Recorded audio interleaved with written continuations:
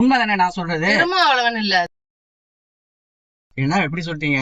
சரி, என்ன கூடாது, தப்பு தப்பு, சொல்லலாம், தப்பு அதெல்லாம் இல்ல. வேணாம். குருமா. விடுங்க, அவனுக்கு தெரிஞ்சவன வன்னியரசன் தான் அந்த கட்சியோட ஓனர். அவர் தான் சொல்லணும் எதா இருந்தாலும்.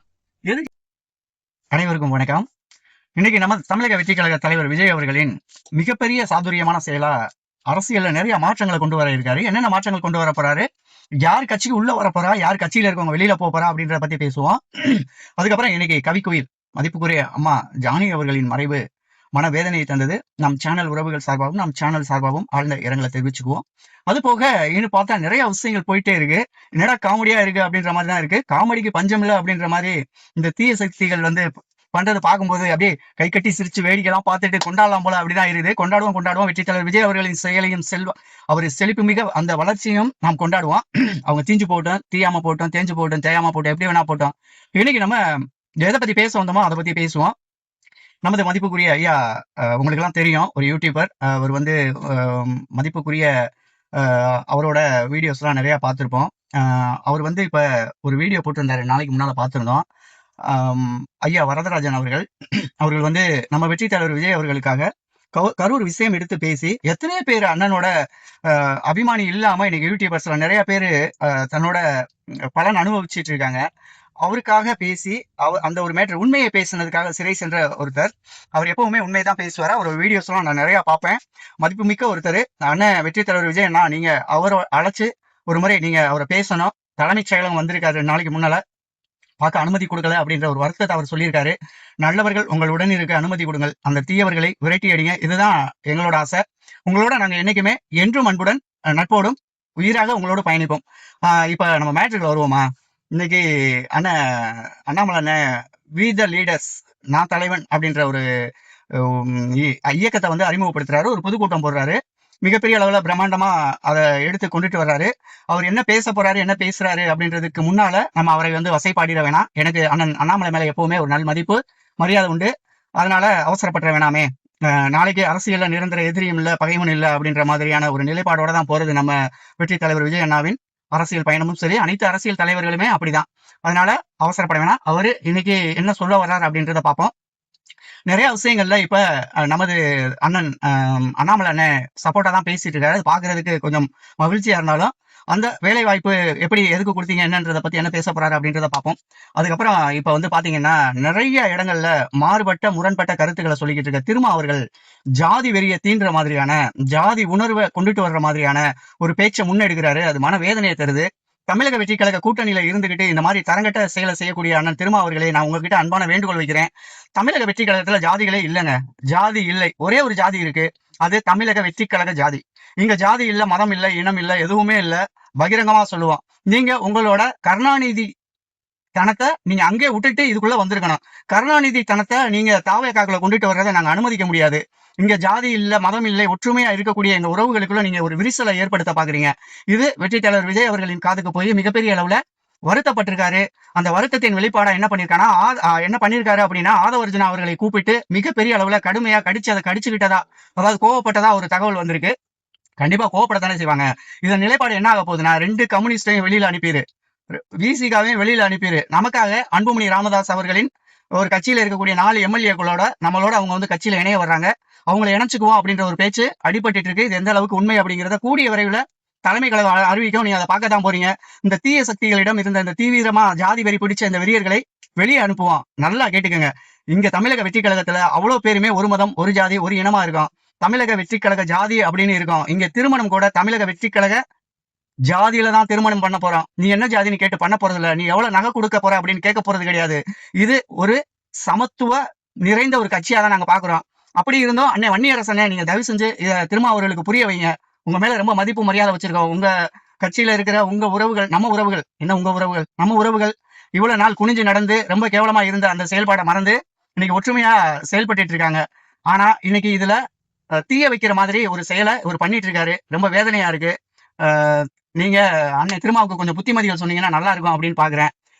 இப்ப மேட்ருக்குள்ள வருவான். திருமா அவர்கள் சொல்வதை போல் இங்க கட்சிக்குள்ள ஜாதி மதம் அதெல்லாம் கிடையவே கிடையாது. இது ரூட்டை கொடுத்துக்கிட்டு தெரியுது.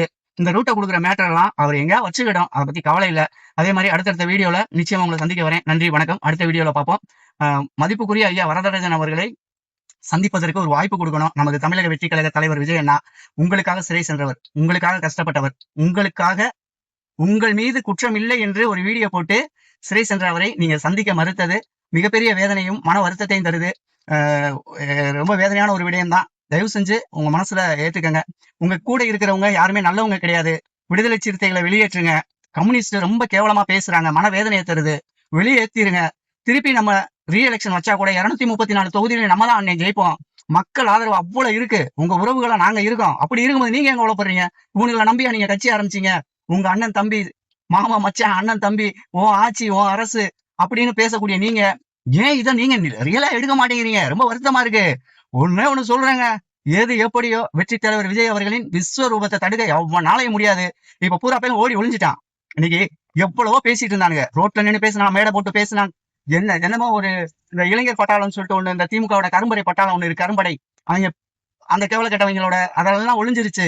இப்ப பாருங்க, செந்தில் பாலாஜி எங்க இருக்காருன்னே தெரியல.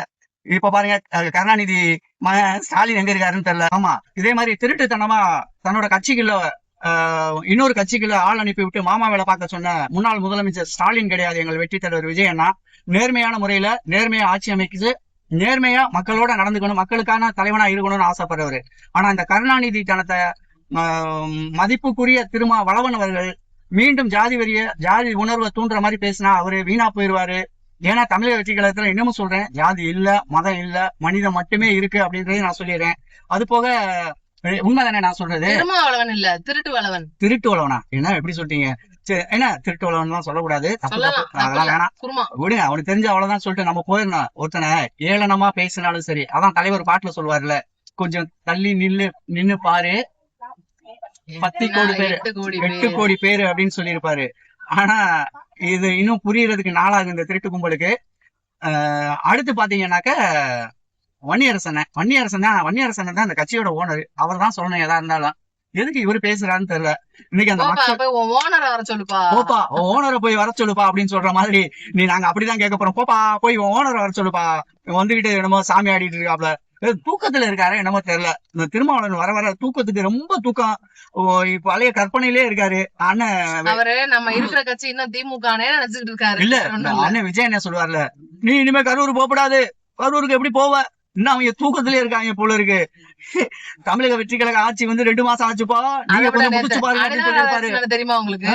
அவரு திமுக காரன் ஓடி ஒளியறவன் இல்லடா, தேடி நிக்கிறவன்டா.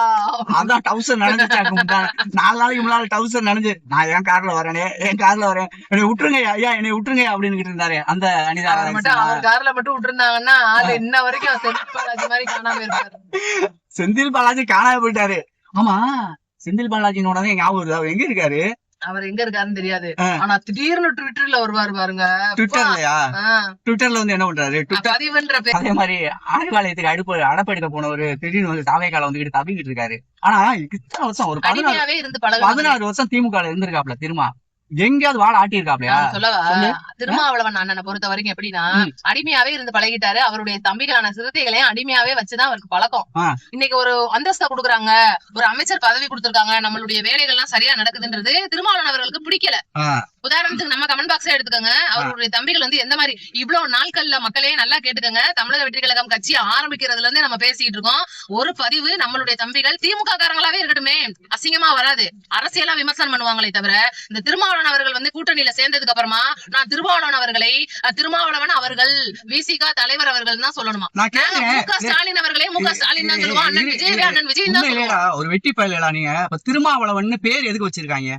அண்ணனே எங்க அண்ணனே நான் கூப்பிட மாட்டேன், விஜய்னு சொல்லிதான் இன்னைக்கு வரைக்கும் நாங்க பேசிட்டு இருக்கோம். எங்க அண்ணன் விஜய்னு சொல்றான், திருமாவளவன் சொல்லாதீங்க, அதுல பேர் போடாதீங்க. பேர் போடலன்னா அவருக்கு என்ன பிச்சைன்னு கூப்பிடுவோமா? சொல்லு. அறிவு இருக்கா அறிவு இல்லையான்னு தெரியல. இவங்க எல்லாம் எப்படி இவ்வளவு நாள் இருந்தாங்கன்னே தெரியல. இதுல வேற உங்க அண்ணன் ஒருபடியா ஒரு கூட்டணியில இருக்கும்போது மதிக்க கூட மாட்டாங்க. பிளாஸ்டிக் சேர் கொடுத்த கம்பெனி அந்த கம்பெனில இருக்கிற வரைக்கும் தான். அதாவது உதாரணத்துக்கு எப்படின்னா, ஒருத்தர் இப்ப வேலைக்கு போறாருன்னு வைங்களேன், ஒரு கம்பெனில நல்லா வேலை பார்க்க விட்டுருவாங்க. ஆனா அந்த கம்பெனில கக்கூஸ் எல்லாம் கழுவி இருப்பாப்ல, அதெல்லாம் வேற. அந்த கம்பெனில அடப்படுத்திருப்பாப்ல, கக்கூஸ் கழுவி இருப்பாப்ல, போற வரவங்களுக்கு கூட கழுவி விட்டுருப்பாப்லன்னு வச்சுக்கோங்க. ஆனா அதுதான் அவங்களுக்கு பிடிக்கும். இன்னொரு கம்பெனில மரியாதையா, தம்பி நீங்க இந்த வேலை பாக்குறீங்க தம்பி, நீங்க இவ்வளவு பெரிய ஆளு, நீங்க இனிமேல் இப்படித்தான் சேர்லதான் உட்காரணும், நீட்டா இருக்கணும், மக்களுக்கு வந்து நல்லது மட்டும் செய்யுங்க. நம்ம உங்களோட வேலை என்னன்னா இப்ப மக்கள் உதவுறவங்களுக்கு கேக்குறவங்களுக்கு உதவி பண்ணுங்க, இதுதான் உங்களுடைய வேலைன்னு சொல்லி ஒருத்தர் நல்லபடியா உட்கார வச்சிருப்பாரு. ஆனா அது அவங்களுக்கு பிடிக்காது. நான் மறுபடியும் கழுவத்தான் போவேன் அப்படின்னு சொல்லிட்டு திருமாவளவன் அவர்கள் வந்து என்ன சொல்லியிருக்காருன்னா, ஜாதி புத்தின்னு ஒண்ணு சொல்லியிருக்காரு. எனக்கு அது மிகப்பெரிய வழியை ஜாதி தந்துச்சு. புத்தினா என்ன புத்தி? என்ன இல்ல நம்ம கமெண்ட் பாக்ஸ்ல கேக்குறாங்க, நம்ம பேசுறது என்னமா இப்படி பேசுற, ஜாதி புத்தியான்னு திருமாவளவன் அவர்கள் மாதிரியே இன்னைக்கு கமெண்ட்ல கிளம்பி இருக்காங்க. நம்ம சேனல் மட்டும் கிடையாது, நிறைய பேர் சொல்றாங்க. நல்லா கேட்டுக்க, தமிழ வெற்றிகளத்துல ஜாதி இருக்குடா, ஜாதி இருக்கு. என்ன ஜாதி? நாங்க எல்லாரும் ஒரே ஜாதி, டிவிக்கே ஜாதிடா, டிவிக்கேடா அப்படின்ற ஜாதி. அதை விட்டு கருணாநிதி ஜாதியை உள்ள கொண்டு வரக்கூடாது. அவ்வளவுதான். கருணாநிதி தனத்தை திருமாவளவன் உள்ள கொண்டு வந்தீங்கன்னா தயவு செஞ்சு வெளியில போயிருங்க. நீங்க கூட்டணிக்கு தேவையில்லாத ஆளு. நீங்க எதுக்கு கூட்டணியில இருக்கீங்க? நீங்க வந்தீங்கன்னா எங்க தலைவருக்கு கெட்ட பேர். எங்க தமிழக வெற்றி கழகத்தை பொறுத்த வரைக்கும் எல்லாருக்கும் அறுத்து பாருங்கடா, ரத்த சிவப்பு கலர்ல தான் இருக்கும். எவனா ஒருத்தன் பச்சை கருப்புல வந்தான்னா கொண்டுட்டு வா, இல்ல கருப்பு சாப்புல வந்தான்னா கொண்டுட்டு வா, அவனை பாப்போம். அது தெரிஞ்சுக்கங்க. அதே மாதிரி மதிப்புக்குரிய ஐயா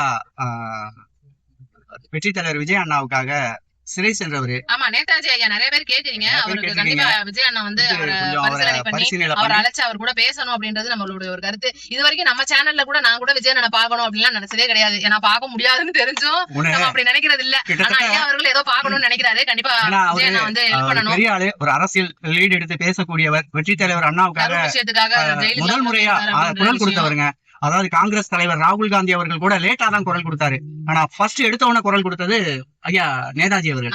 அது எல்லாருக்குமே தெரியும். அது கொஞ்சம் மனம் வலியை தந்துச்சு. அண்ணனுக்கு நிச்சயமா இது ஐயா வரதராஜன் ஐயா, நீங்க ஒருவேளை இந்த வீடியோ பார்த்து உங்க நண்பர்கள் யாராவது உங்களுக்கு பகிர்ந்தாங்கன்னா உங்களோட மனவலி எங்களுக்கும் இருக்கு. நீங்க எங்க தலைவருக்காக மிகப்பெரிய அளவுல பேசி காங்கிரஸ் கட்சியோ எந்த கட்சியோ எந்த நாதாரியுமே ஃபர்ஸ்ட் எடுத்த உடனே குரல் கொடுக்க தயங்கிக்கிட்டு இருந்த அந்த வேலையில அன்று இரவே நீங்க குரல் பதிவு பண்ணீங்க. அந்த குரல் பதிவு அப்படிங்கிறது எங்களுக்கு பெரிய ஆறுதலை தந்துச்சு. நாங்களே எவ்வளவு வீடியோஸ் போட்டிருக்கோம்.